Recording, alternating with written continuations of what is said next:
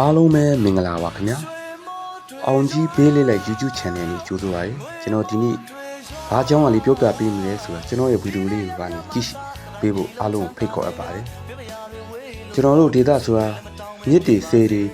ရေးသွဲပြီးစိုက်လို့မရတဲ့ဒေတာဖြစ်တဲ့အတွက်မိုးရေကိုပဲအဓိကထားပြီးစိုက်ပျိုးရတဲ့တောင်သူတွေလည်းဖြစ်ပါတယ်ကိုကျွန်တော်တို့စီမှာမိုးမကျော်တာလားတလာခွဲလည်းရှိပါပြီမိုးခေါင်လို့စိတ်တဲ့ကြနေတဲ့တောင်သူလယ်သမားများကိုတက်ကြွမြိုင်ဆိုင်ပြီးကြော်ပွဲရှင်ပွဲတစ်ခုလိုလည်းကျွန်တော်တို့ဖန်တီးပေးခဲ့တာလည်းဖြစ်ပါတယ်။စီလုံးညွညမှုအားကောင်းပြီးဒီရွာလုံးလူကြီးလူငယ်ကြားမှမရွေးစူပေါင်းအင်အားနဲ့လွန်ကျိုးကိုလည်းဆွဲရတာဖြစ်ပါတယ်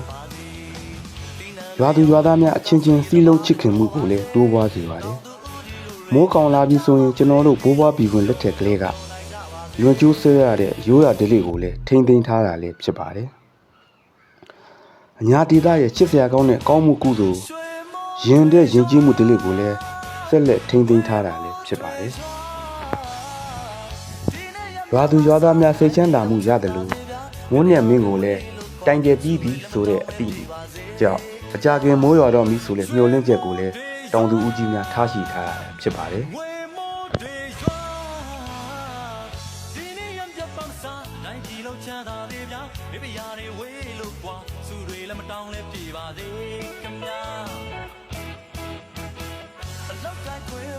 ကျွန်တော်တို့ဒေသဟာတောင်သူဦးကြီးများဟာမိုးရေကိုပဲအဓိကအားကိုးပြီးတော့စိုက်ပျိုးရတာလည်းဖြစ်ပါတယ်မိုးမရွာတာတလာခွဲရှိပြီဖြစ်လို့ရိုးရာဓလေ့ကို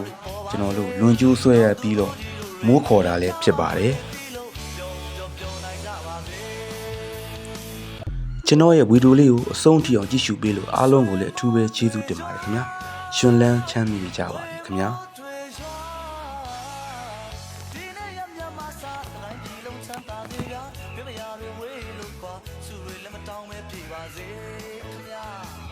ရွှေမိုးတွေရွာငွေမိုးတွေရွာဒီနေ့ရံပြပန်းစားနိုင်ကြည့်လို့ချမ်းသာတွေဗျာမိဖုရားတွေဝေးလို့ကွာသူတွေလည်းမတောင်းလဲပြေပါစေ